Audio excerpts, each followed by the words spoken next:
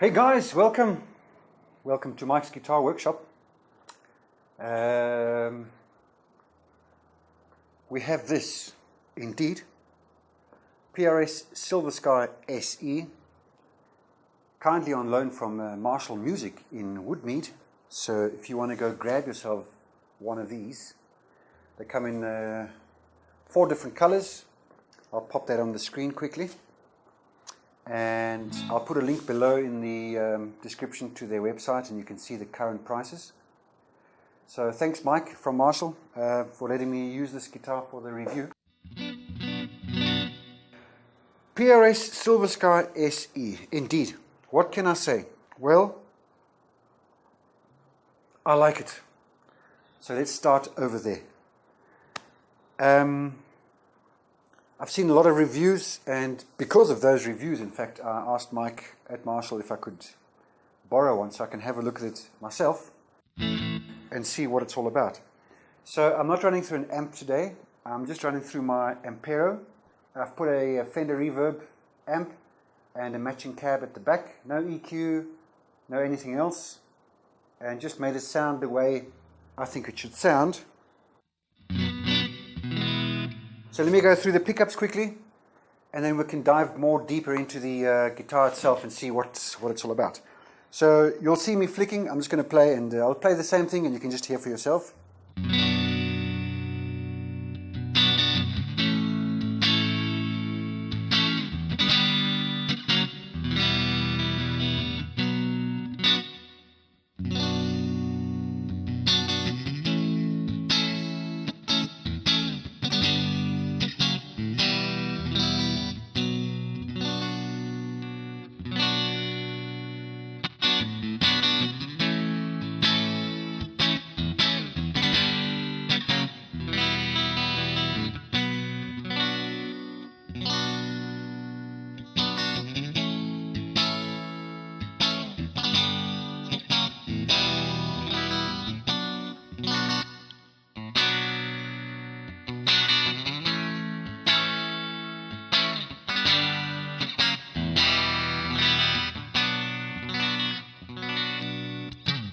So a nice full sound, and I'm really enjoying that. I've played a lot of similar guitars, let's call them that. And although I did play a similar guitar for 3 or 4 years, I could just never gel with the thing somehow. It just, I don't know, there was just something about it. I played it, I enjoyed it, I liked it, but at the time, that's what there was. So you live with it or you don't.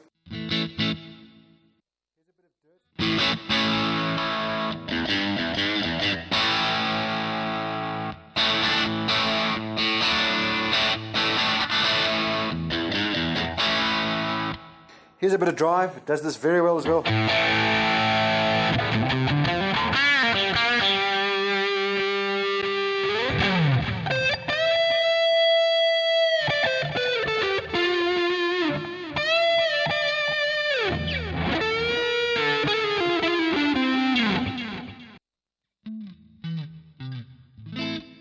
There we go. So then I heard this on some reviews, and I thought, hey, there's something going on here. And it's down to the pickups. Because for the rest of it, it's pretty much what you'd expect. Maple neck, rosewood fretboard, nickel frets, scale length 25.5 inches, 22 frets, bird inlays, the usual that you'd expect from a PRS. And unlike most SEs, or a lot of SEs that came with the dots, they went over to the bird inlays, which I really enjoy. I also like the signature on the headstock. So what do I like about this guitar? It's light. It's a very light guitar. It's comfortable, as you'd expect. The neck is a nice shape. It's got a strange name. I'll put it up on the title. 8.5-inch fretboard. And I'll be quite honest, didn't notice a difference. It plays just like anything that you'd expect.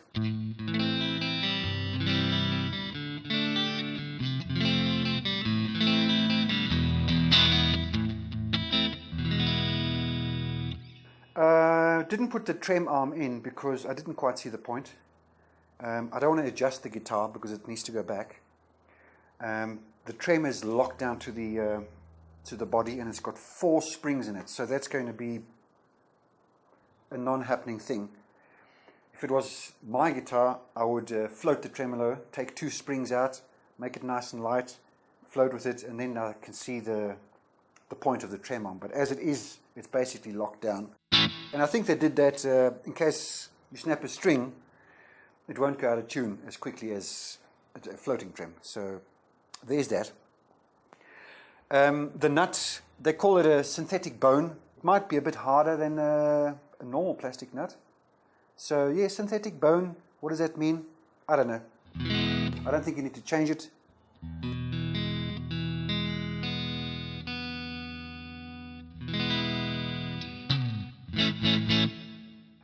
The tuners are Clusen type tuners, and I don't mind the plastic buttons. I don't think it makes a difference, but I did notice that the tuners are not, the tension isn't even. I don't know if that can be adjusted because they are sealed, so maybe a bit of oil into the holes would sort that issue, but this one is very loose, and the next one is tight, and so the rest. But besides that, the fret ends are very nice, or what you'd expect from a guitar of this in this price range. They're not rounded or anything special. They're just nicely finished off. There's no issues. You're not going to catch yourself. I'm not going to do the cotton wool test because I think that's pointless. I do like the trem. Getting back to the trem, I like the finish of the trem. It's got all the corners around it, and even the Allen key nuts, bolts that are in here, they don't catch your hand. So you slide nicely over the trem.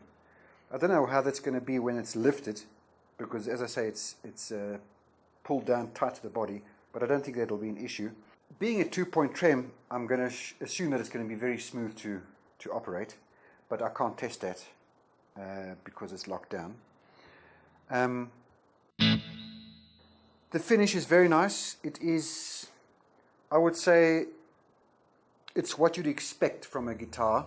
In fact, it's what you'd expect from any guitar, really. I wouldn't say it's any better than a much more expensive guitar. It just is what it is. It's nicely finished, it's polished, it's shiny, it's smooth. There's no runs in the paint. So yeah, a nice triple bound or triple layer scratch plate. So if that turns you on, then there it is. Very smooth switch. In fact, it's very smooth, and it's got like a almost a dampened sound to it. It doesn't sound clicky. It's very nice. I like it. I also like the button that they used for this. It's quite unusual. What I also enjoy is this slightly scalloped jack output. The jack goes in, but it's an output. So I really like that. That's very nice. The satin neck, I'm still,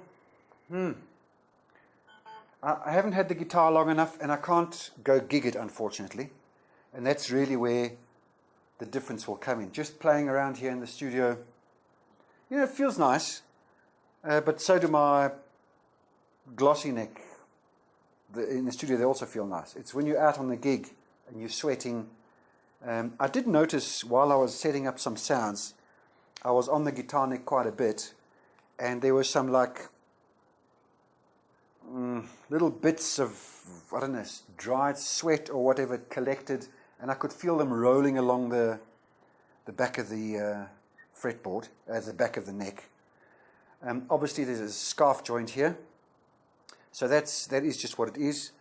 I don't think it makes any difference. In fact, I believe it's probably stronger than a one-piece. The headstock is typical PRS, obviously, and some people are commenting that they reckon that this kind of headstock doesn't fit on the guitar like this. I think it does. I think it makes the guitar stand out from all the others.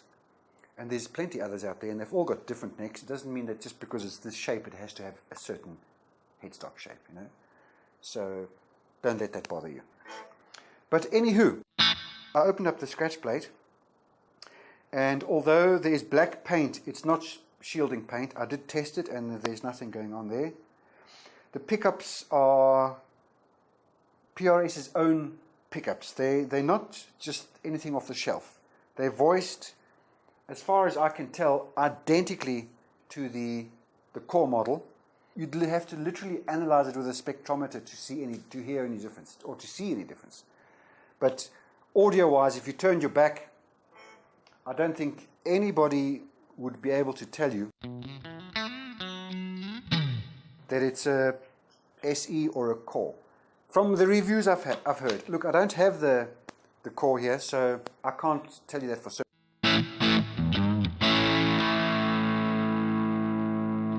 I've played many similar guitars, let's call them that, and as I said before, I just didn't get on with them for some reason. They were just, I don't know, I just couldn't get on with them. But this particular one, or this the PRS, the Silversky, it's got a slightly rounder, fuller sound. So it does stand out.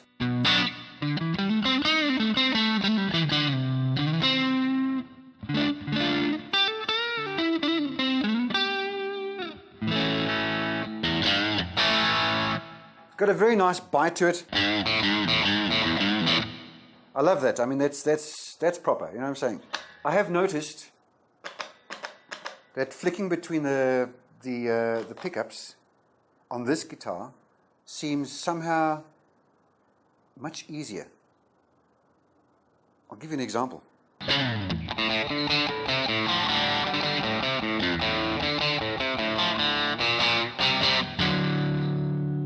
It's very easy to flick through the pickups with this.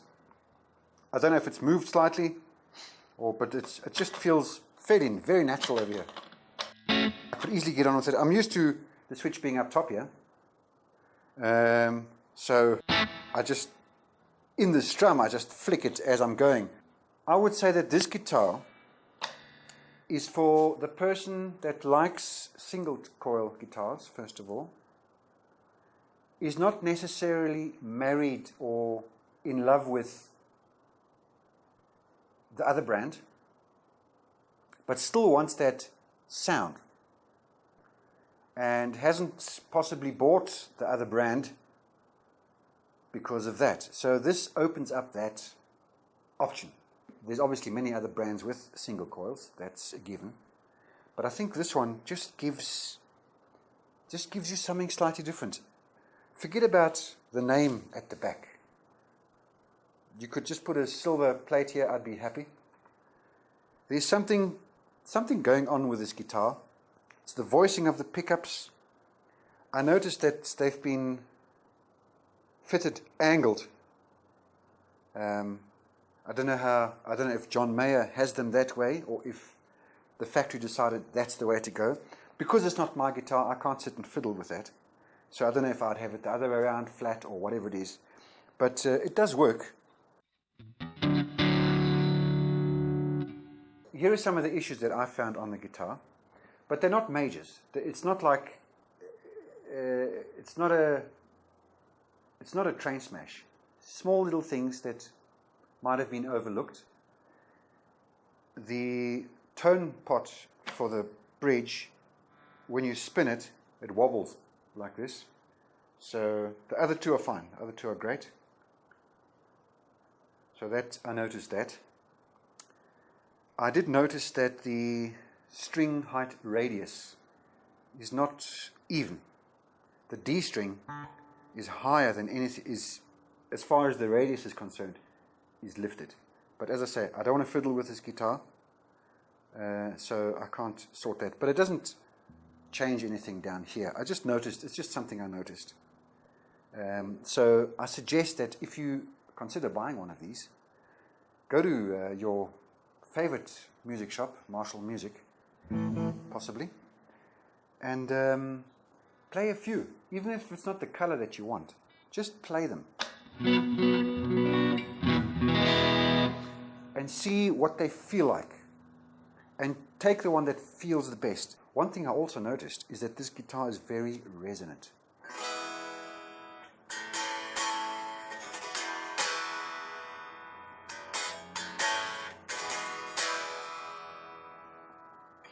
So I don't know if that is going to translate through the cable into the speaker. The jury is still out on that, because I have many other guitars and some are very resonant and others are not at all. But when I plug them in, they sound great. So I don't know if that translates to, who knows, I'm not sure about that. But I'm just saying it is very resonant. So who's this guitar for? If you're in the market for a guitar of this shape with single coils, I think this will be a great option, because it offers a solid name, heritage, a very unique sound,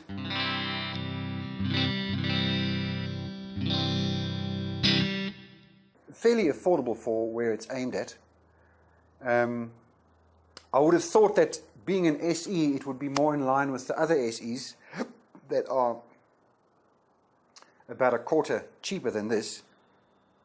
But it's obviously due to the name at the back here. I'm sure if this wasn't here and it was just a guitar that PRS were bringing out and saying, hey guys, here's a single coil guitar, it might, and it's an SE, without where it comes from, it might be priced more in the range of the SEs that we know. So that's fine. I can live with that, you know. So the question is, would I buy this? Would I buy this guitar? I was told the other day that I'm not really a single coil kind of guy. But I don't think the person realized that I had played those guitars for many, many years. It's just that I'm playing other guitars at the moment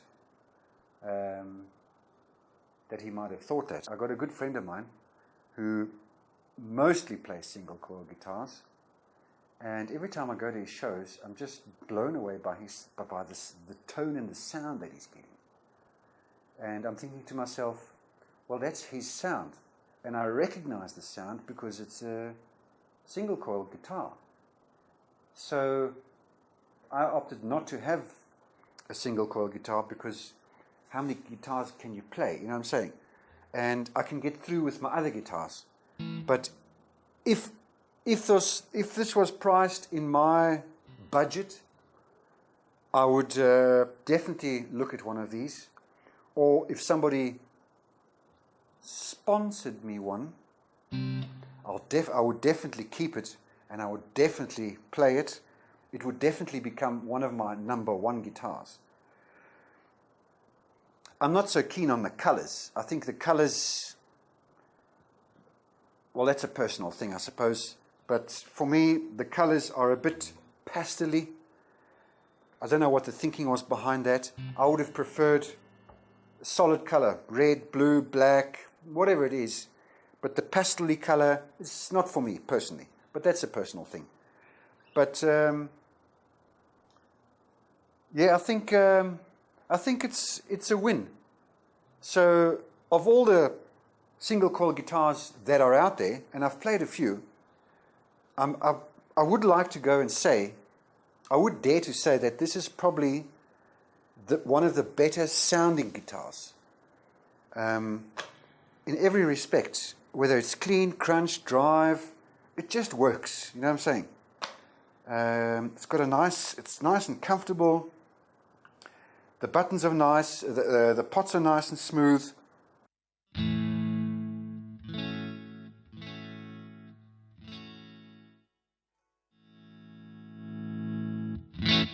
Tone works nicely.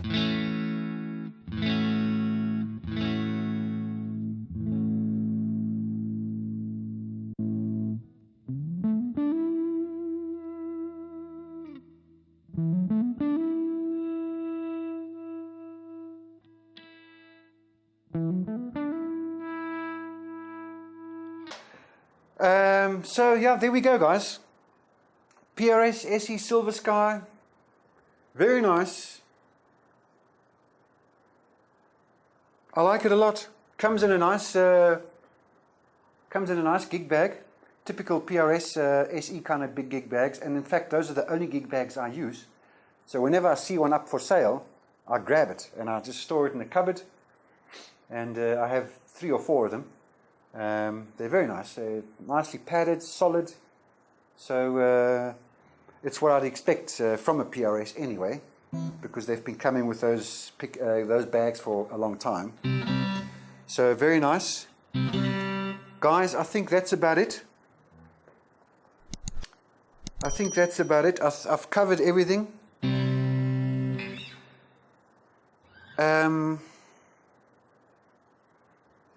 What can I say?